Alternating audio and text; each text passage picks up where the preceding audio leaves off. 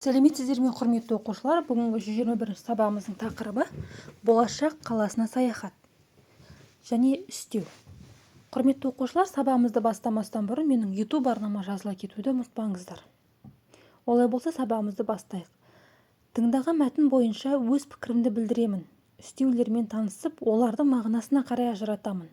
Бұл біздің бүгінгі сабағымыздың мақсаты. Оқушылар, бірінші жаттығуға назар аударайық. Мәтінді тыңда. Қазақстан экономикалық кедергілерге қарамай қиын да күрделі шешім қабылдады. 1997 жылы республиканың астанасы Ақмолаға көшірілді. Бұл шешім басқа елдерді де таңғалдырған еді. Аз ғана уақыттың ішінде бұрынғы провинциалдық қала адам танымастай өзгерді. Есілді бойлай президент сарайы, парламент ғимараты, хан шатыр, бейбітшілік пен келісім сарайы, алау, мұз айдыны сарайы, көп қабатты тұрғын үйлер мен ғимараттар жаңаша бой көтерді. Қазақ халқының негізін салушылар Керей мен Жәнібек хандардың, қазақтың атақты үш биі Төле би, Қазыбек би, Әйтеке бидің ескерткіштері халқын болашаққа бастағандай бейнеленген. Аспанға атылған ақ барыс мүсіні жас Қазақстанның 21 ғасырдағы жарқын да бақытты болашағының символындай елестейді. Астанамыз Нұр-Сұлтан қаласының болашағы әлі алда. Ол болашақтың қаласы. Құрметті оқушылар, төмендегі тапсырмаларға назар аударайық. Тыңдаған мәтіннің мазмұны бойынша пікіріңді айт. Мәтін не туралы? Мәтін Астана қаласының қарыштап дамып келе жатқандығы туралы.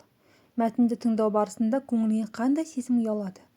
Мақтаныш сезімі ұялады, себебі Астана қаласының жылдан жылға дамып, көркейіп келе жатқандығы көңілге қуаныш сыйлайды. Үшінші, Астананы қазіргі Нұр-Сұлтан қаласын неліктен болашақтың қаласы дейді? Себебі Астана жас әрі бас қала. Мемлекет ел астанасына айрықша көңіл бөледі. Болашақта бұл қала мықты қалалардың біріне айналмақ.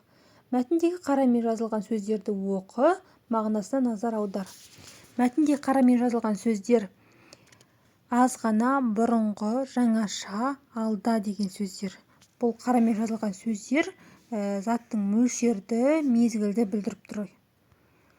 Енді төмендегі ережемен танысайық. Іс-әрекеттің мезгілін, мекенін, сын қимылын білдіретін сөз табын үстеу дейді. Үстеулер қашан, қайда, қалай деген сұрақтарға жауап береді. Жүрдек пойызбен Елордаға тез келдік. Түнде қала көшелері жап-жарық. Биыл Астананы көруге бардым. Үшінші жаттығу. Ребусты шешуіндегі үстеулерді қатыстырып сөйлем құра. Бірінші, бұл ребустан қазір деген сөз шығады екен. Екінші жасырынған сөз бұл алда деген сөз екен. Енді сөйлем құрастырып көрейік. Қазір мемлекет қарқынды дамып келеді. Екінші, мен жарыс нәтижесі бойынша алда келемін. Төртінші жаттығу. Үстеудің мағыналық түрлерін тиісті сөздермен сәйкестендір. Бірінші, мезгіл үстеуі қашан? Тал түсте, күндіз түні, ертең, бүгін, күні бойы. Екінші, мекен үстеу қайда? Төменде, жоғарыда, алға, артта, сыртта. Үшінші, сын қимыл үстеуі қалай? Ақырын, тез, әрең, етпетінен, жаңаша деген сөздер. Бесінші жаттығу. Жұмбақты көшіріп жаз, шешуін тап. Күндіз білінбейді, түнде күлімдейді. Жұмбақтың шешуі ол ай екен. Үстеулерді тауып, үстеу екенін дәлелде. Бұл жерде үстеулер күндіз, түнде. Бұлар үстеу болады екеуі де, себебі ол іс-әрекеттің мезгілін білдіріп тұр. Және де қашан деген сұраққа жауап береді. Соңғы бізде шығармашылық үзіліс 6-шы жаттығу. Үш себеттің әрбіреуінің ішінде атына сәйкес келмейтін үстеулер кездеседі. Соларды өз себетіне сал. Бірінші, мезгіл үстеуі кеше, былтыр, қазір.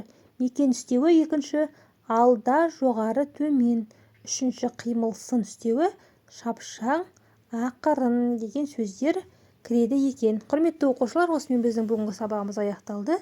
Келесі сабақта жолыққанша аман сау болыңыздар.